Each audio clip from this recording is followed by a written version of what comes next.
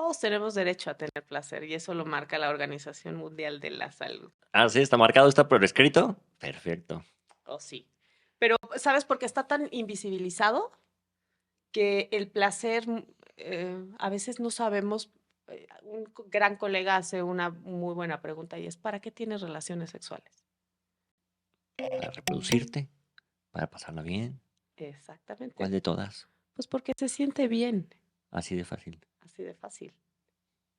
Y Mm, constantemente somos seres que estamos buscando jugar, que conocemos nuestro ambiente a través, y está comprobado, por ejemplo, en educación sexual. La educación sexual que mejor funciona es la educación sexual que se imparte a través del placer. Porque además es la que te da a través de los sentidos. El placer tiene que ver con esta energía de vida, de conectar, ujú. pues de conectar con la vida, de conectar con lo que estás sintiendo, de hacerte consciente del presente, del aquí y el ahora.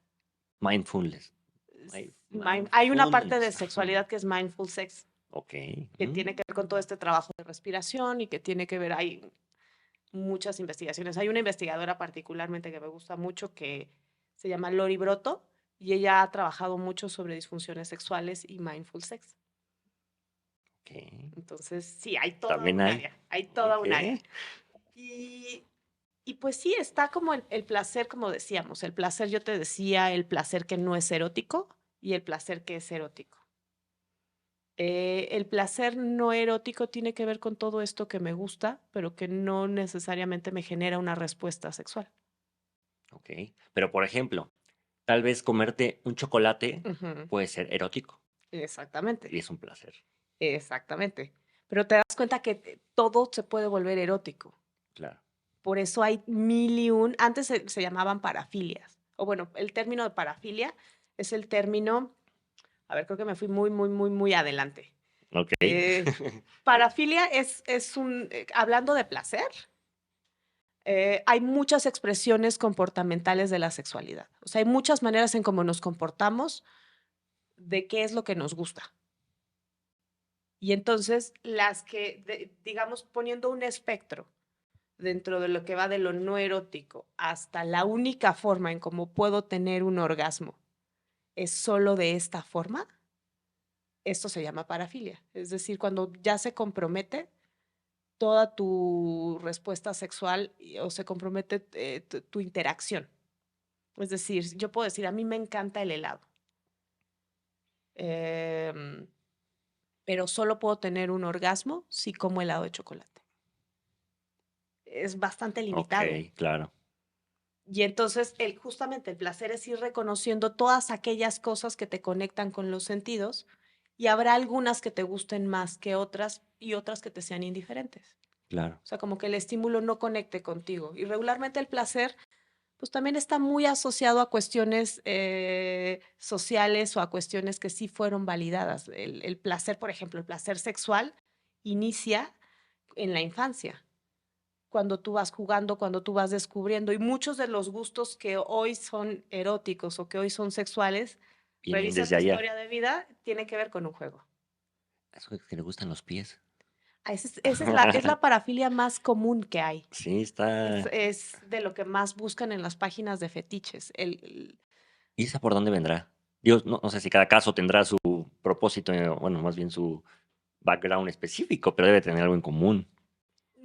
Aparentemente hay una cuestión biológica donde digamos, las terminaciones nerviosas que están en los órganos sexuales están muy pegaditas al pie.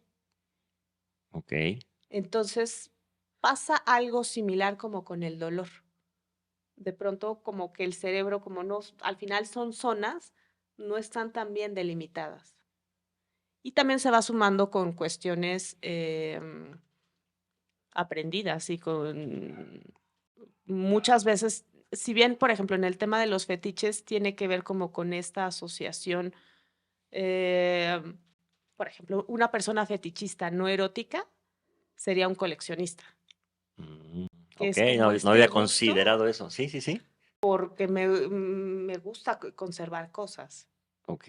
Y regularmente no hay como, o sea, no hay algo que sea contundente, porque eso es lo bonito de la sexualidad, es tan diversa que no hay que decir, es que esto es por esto. No hay nada comprobado en sí, más allá de que no es ningún trauma, o sea, no viene de ninguna experiencia traumática y que hay personas que lo remiten a alguna situación de algún olor asociado por ejemplo, la textura de una tela lo asociaban como a la abuelita o lo asociaban a algún juego y de ahí se queda, Ujú, ujú. como que se queda impregnado y hay personas que simplemente les gusta porque les gusta y no hay más. ¿Tú crees que todos tenemos fetiches? Pero algunos no los expresamos o no los conocemos o no sabemos que los tenemos. Yo creo que hay poca difusión sobre que realmente y poco espacio para que te conozcas porque para eso necesitas tiempo y necesitas no hacer nada.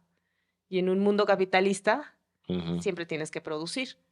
Em, Fetiches no lo sé, hay muchas expresiones comportamentales de la sexualidad y seguro hay una. No creería que todos tendremos algún fetiche, pero sí todos tenemos alguna diversidad sexual. O sea, como regularmente lo que a mí me preguntan mucho mis pacientes es, oye, oiga doctora, que ni soy doctora, pero me dicen sí, sí, doctora, sí.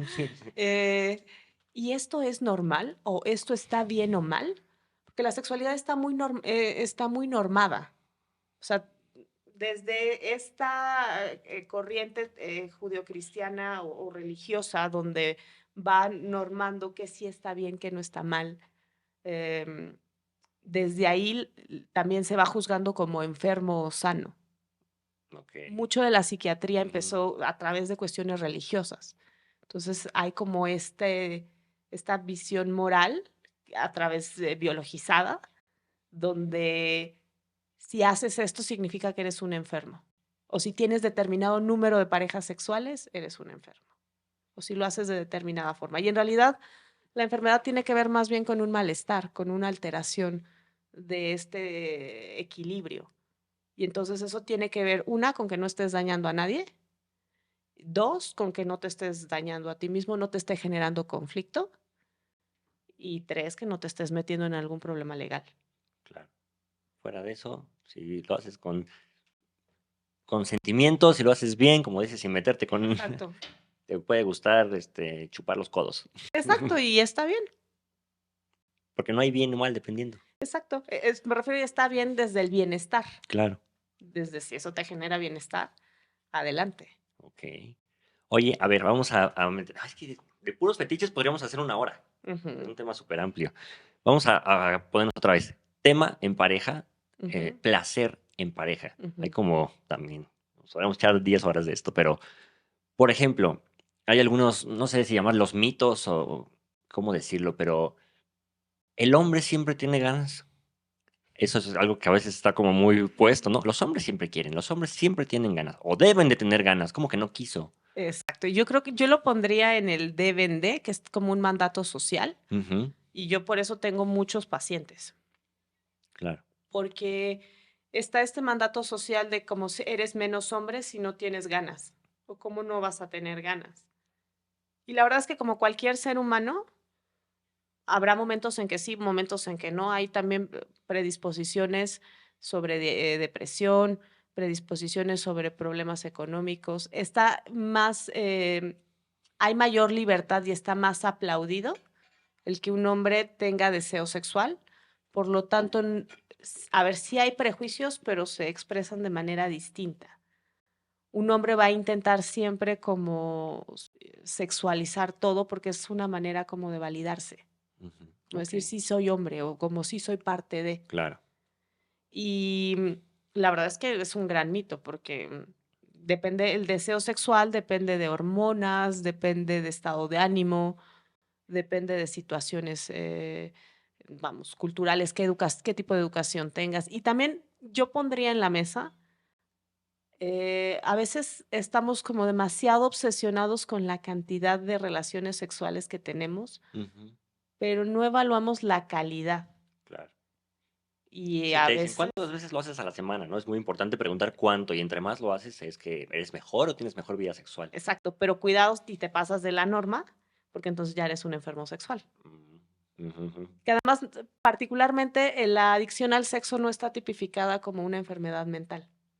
Es como una ramificación de algún otro trastorno mental.